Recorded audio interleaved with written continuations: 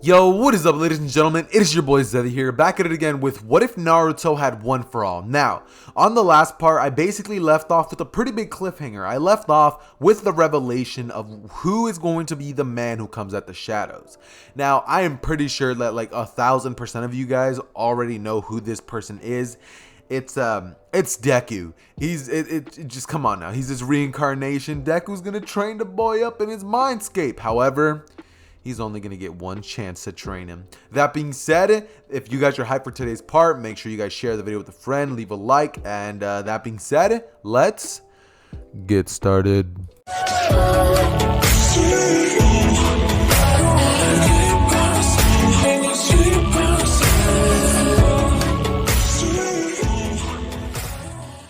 Okay, so this is when Naruto would basically see the man come out of the shadows.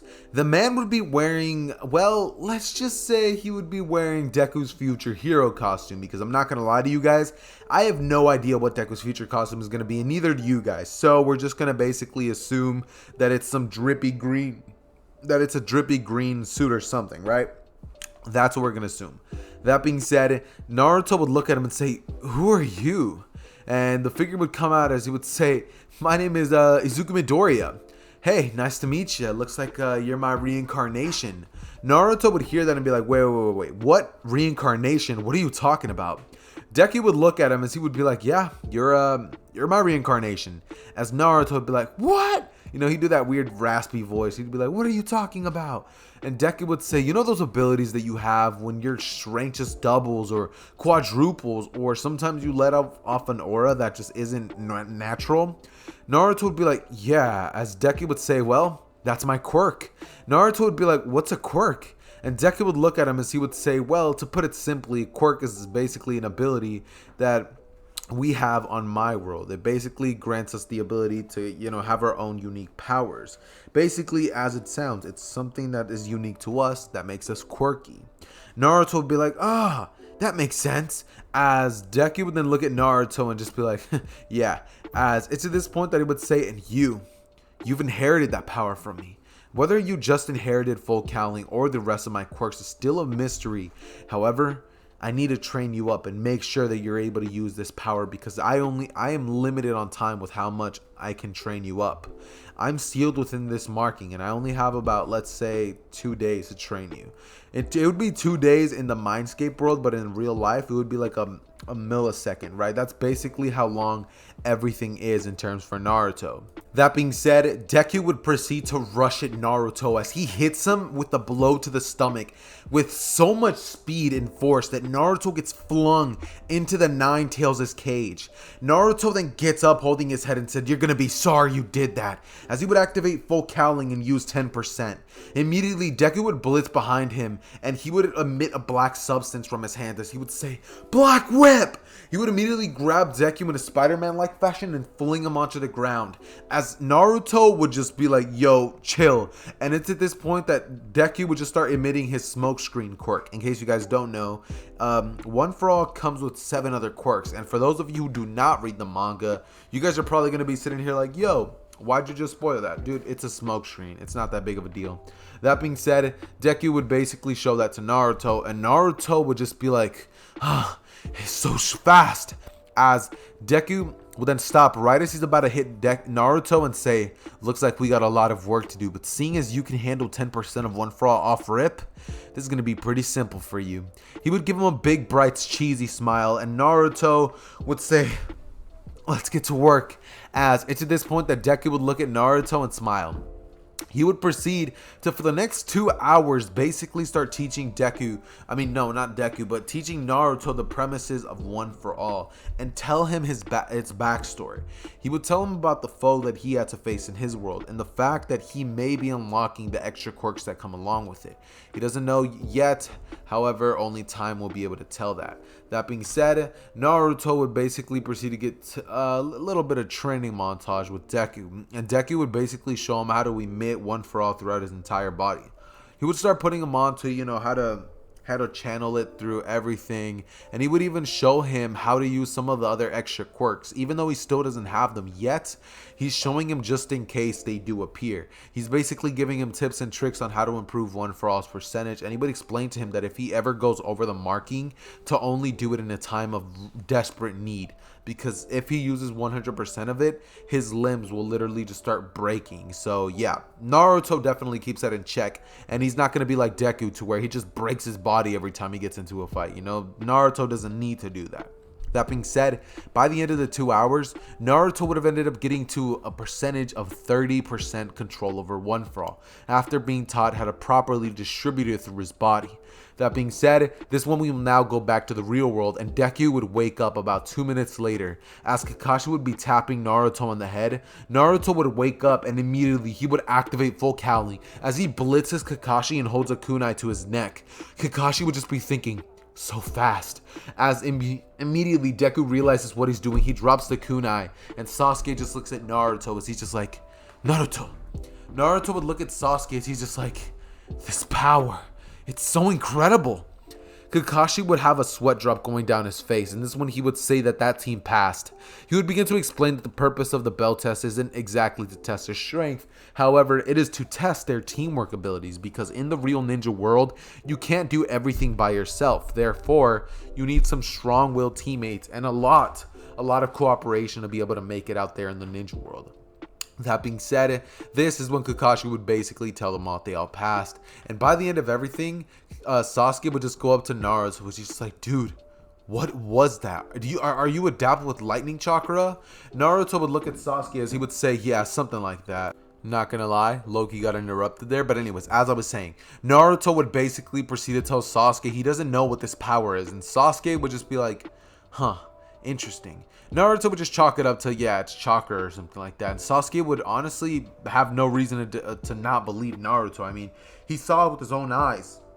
There was clear lightning bouncing off of Deku. And after that, they basically just go off their separate ways. This would lead to Naruto having straight up 3 weeks to continue to train One For All, and he would advance and basically end up unlocking 35% of One For All after the 3 weeks, which is honestly a pretty generous amount. I mean, not 3 months, but 3 weeks. Wait, I think I did say 3 weeks. I'm dumb. Anyways, yeah, Naruto, he has 3 weeks to basically train up One For All a little bit, and you know, that's pretty good considering, you know, everything that's going on. That being said, though, guys, Naruto would basically just be going on normal I believe it was D rank missions with his team, and Kakashi, just knowing that they obviously, you know, are strong enough to handle more higher level missions, he would put in a request to Lord Third to basically be like, yo, can like they do, you know, some better stuff? And Hiruzen would just be like, yeah, sure. As you know, he basically does that, and this is when it's basically going to lead into them meeting Tazuna. Tazuna is going to walk in, and of course, seeing that everybody is going to be 16 years old, and they pretty much look as what they did in that time skip. However, Naruto is the only one that basically has any major changes, and Hinata's there instead of Sakura, so he doesn't have anybody to make fun of. Hinata looks pretty old. Sasuke looks, you know, he looks decent. You know, he's on the older side. And Naruto just kind of looks like Deku and Naruto fused together. That's pretty much what Naruto looks like, with the green hair and the green eyes. That being said, this is when Tazuna would be like, you guys better do a great job. And Kakashi would just be like, this is the guy we're supposed to protect. As Naruto just looks at him and he's like, it doesn't matter who we're protecting. If we're getting paid for this mission, we have to do it right. As Kakashi just looks at Naruto, gives him a little bit of a fake smile, and he would then look towards Tazuna as he just walks out, and they would all basically meet back up the very next day. This is when Kakashi and Deku, and no, not Deku, but Kakashi, Naruto, and Sasuke, and Hinata, and Tazuna would basically all pull up to the gate entrance. This is when they would basically all start walking until they would notice a strange puddle. This is, of course, the demon brothers of the Mist Village, I believe it was. And obviously, just like in canon, Kakashi would act as if he was taken down. However, right before, you know, Kakashi try to act and substituted, Naruto immediately activated 35% of full cal. Oh wait, no, it's 25. I said 35, but no, it's 25 full caling. He would blitz at one of the brothers and he would slam him so hard into the tree, he would literally just be put on the t-shirt upon impact. This is when Naruto would rush at the other one, as he would immediately, before he even gets a chance to hit him, Sasuke would have reacted so fast that he grabbed his blade and just sliced straight off, like just sliced off the brother's hand completely. They would then start questioning him, and after being, having his hand pretty much amputated, he was just like, "Yep, I'm gonna say what it is that happened and who hired me."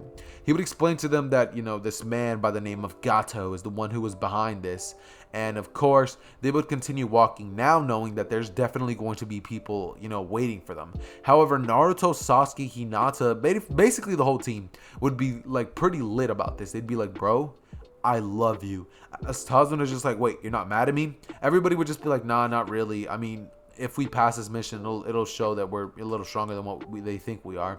And they get a little bit of action. So what are they gonna do? What are they gonna look like denying it? That being said, they would continue to go on the trip, and Tazuna would just be like, "Yo, it's crazy. I should start lying more often. It looks like people like my lies." And of course, you should probably not do that, but Tazuna is pretty dumb.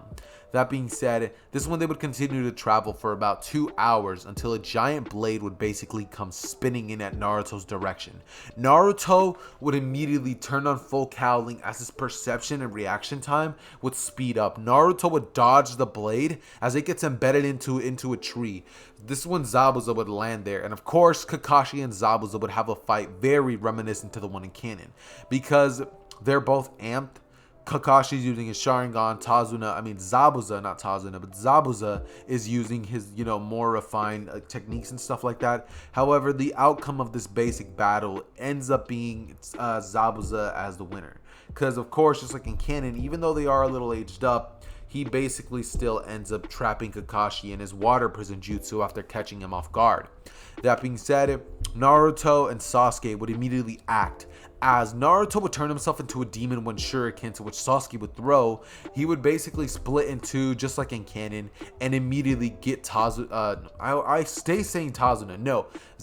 to get off of Kakashi. As Naruto would say, "Sasuke, now!" Sasuke would immediately activate a 3 Tomomi Sharingan as he rushes straight at Zabuza with a blade. As immediately, right as he does this, another person would come in from the shadows running at full speed, blinding speeds at that, as he would blitz Sasuke and punch him out of the way. Sasuke would get knocked back pretty strong, and Naruto would have barely been able to see what happened, because Haku is on another level, dude. I don't know if you guys remember the parts that Haku was in the 4th Great Shinobi War, but when she was reanimated, and when he was reanimated and he was throwing some hands with some of the top tier ninjas of the Naruto verse, he was still able to hold his ground. So I believe, and this is just what I think, that he would definitely be able to do a little summon against this version of Naruto and Sasuke, which just started their official Ninja Academy.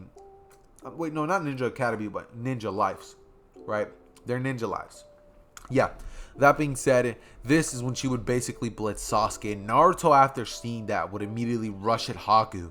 However, upon contact with Haku, she would turn into ice, as immediately Naruto was just stuck in the middle of water.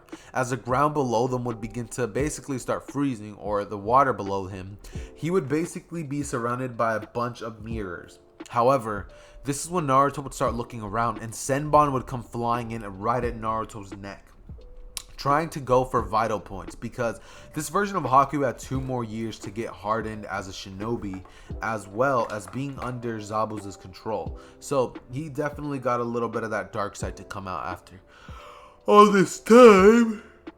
And that basically leads to Naruto having to actually fight for his life. See, if he slips up, Haku is going to GG Naruto. And that being said, Naruto would basically proceed to start, trying to analyze his movement. However, this is when Naruto would have a bunch of Senbon thrown at him from multiple directions, as Sasuke would come in and throw his body between Naruto and the Senbon. After Naruto sees that, he would go absolutely haywire, and Naruto would yell out, "Sasuke!" as immediately Naruto would proceed to basically reel his arm back and punch straight at the ground, as he would create a hurricane with all of the water that was around and change the entirety of the weather. He would have ended up throwing a full power 100% punch that made his arm hurt, but it didn't break, similar to when Deku ended up punching the Nomu and was able to control it. Yeah, that's basically what ends up happening. Naruto would then proceed to basically get coated inside with an aura that he's never had before. This would be the aura of the Nine Tails, and he would be pushing the limits of One for All to 30%. This is when he would blitz at Haku's direction, as Haku is just shocked, and Naruto would then grab Haku's skull as he crushes it with his bare hands, as he blitzes towards Zabuza and just uses his nails to slice off his head. Immediately, he would rush towards Kakashi's direction. However, as he does, Kakashi would be like, nope, as he would immediately activate Kamui and teleport Deku out of that area immediately. He would use Kamui to basically take him to the Kamui dimension, and Naruto would basically be theirs. He has nothing, and nobody to harm. He would then finally get over it. Kakashi would go into the Kamui dimension after 2 hours. This is when he would basically grab Naruto, throw him onto his shoulder, and they would go back to Tazuna's house, as of course they're basically fed, and they would end up getting a little bit of training in for about 2 weeks, seeing as that's how much they had in canon. That being said, this is when Naruto, Sasuke, and Hinata would all basically do their training. And Hinata, after seeing how fast and quickly Naruto and Sasuke were able to act every time that there was a threat, and the fact that she wasn't able to do a thing about it, angered her, so she began to do her training way harder than what she did in the original. So she starts giving her all even more, and Naruto would actually run into her in the middle of the night when he was actually doing some midnight training. He would see Hinata and basically ask her if she's willing to spar with him. She would do just that, and Naruto and Hinata would end up doing a little sparring session, as Naruto and Hinata would they'd be throwing some solid hands, to say the least. Naruto would have to use full Cowling to keep up with her, and by full Cowling I don't mean he just uses the brute strength of it. He needs it because her blows are so fast, and his reaction time needs to be on crack for him to be able to dodge them. So that's basically what Naruto has to resort to. That being said, this basically goes on for about 1 more week, and this is when about 3 weeks would have gone by after they were pretty much trying to help Tazuna with the bridge. That being said, they still ended up naming it the Great Naruto Bridge, and Sasuke, by the end of the 3 weeks, would have finally been healed up, as well as Naruto, because he had Kurama to heal his body up, with his healing properties. That being said, though, guys, this is when I shall now finally be jumping into them leaving and finally arriving back at the village. Of course, just like you would expect in any normal what-ifs, Naruto would end up running into Konohamaru, some little brat who just completely ran into him for no reason. And seeing as this version of Naruto isn't buddy-buddy with the Hokage, because he's just like, bro, why did you not do a better job at raising me? He does not know Konohamaru, and he didn't ask for the mission or Hokage seat in the way that he usually did. So, he doesn't know Konohamaru. Konohamaru bumps into him and then just basically sticks his tongue out at Naruto, as Naruto would start chasing Konohamaru. He would start chasing him up to basically rant at the kid, because he just ran into him. That's pretty disrespectful. He would basically catch up to Konohamaru. However, when he does, Konohamaru would have actually ended up bumping into Kankuro as he would in the original, and Naruto would see as Konohamaru was just getting picked up by the shirt. He would stay by the corner as he doesn't say a thing, because he's just like, that kid might have deserved it. He might have been running from him. However, this is when a thought would go through his head. Something that Deku told him right before he faded away. Save everyone, no matter who they are. If anybody needs saving, then you need to be there to save them. As Naruto would immediately arrive there in front of Kankuro, he would say, put the kid down. As Kankuro would just be like, you hear this, Tamari? This kid wants to go play hero. As after Naruto hears that, he's just like, hero? Yeah, I guess I do want to play hero. He would immediately activate full Cowling, as Kankuro would let out one of his puppets and smile. Immediately, Gaara would come out from the top of the tree as he would say, Kankuro, let the kid go. Naruto would look up at Gaara and see him, as his presence would have finally been unveiled. Naruto at this point would basically put his katana back into his sheath, as he would just be like, who are you? Gaara would be like, my name is Gaara of the Sand. It's gonna be a pleasure to rip you limb from limb, Naruto Uzumaki. As Naruto would hear that, he would start chuckling under his breath as he's just like, you hurt me? I'd love to see you try. He would basically blitz towards Gaara's direction. Not gonna lie, boys, I stopped again. But where was I? Yeah, Naruto basically blitzed towards Gaara's direction. However, before Naruto even got the chance to hit Gaara, he would basically be stopped by Gaara's sand. He's 2 years older than he was in the original. They're 13. No, he's 3 years older than he was in the original version. So Gaara's sand is about at the level that he was during the 4th Great Shinobi War. And his bloodlust is off the charts. That means there's probably not going to be any Kazekage rescue mission because this man needs to be put down ASAP. Gaara is emanating huge Black Air Force energy. And yeah, that's pretty dangerous. That being said, Naruto would stare down at Gaara as Gaara looks at Naruto, and he would then have his sand come out of his little coffin thing as he basically starts having it rise. Naruto would get into a position as he would basically hold his katana and blade in a position, and this is when Sasuke would jump in and try to kick Gaara. However, he would get grabbed by the sand, and this is when Gaara would say, "Blood, I need more blood." As Deku would just say, "You're weird," as he would immediately blitz towards Gaara and say, "Full cowling!" He would blitz at Gaara so fast that Gaara's sand didn't even get a chance to react, and Naruto would punch Gaara across the face as Gaara gets sent flying. Immediately, Gaara would land on the ground as he grabs his face and says, "More. More." However, if you guys want to see what ends up happening with this situation, you guys are going to be needing to smash, let's go with 300 likes. If you guys want the next part for What If Naruto Would Have Won For All, you guys are going to be needing to smash 300 likes. That being said, it has been your boy Zether. I hope you guys enjoyed today's part, even though it was a little bit of a short one, and I am out. Peace. Love you all.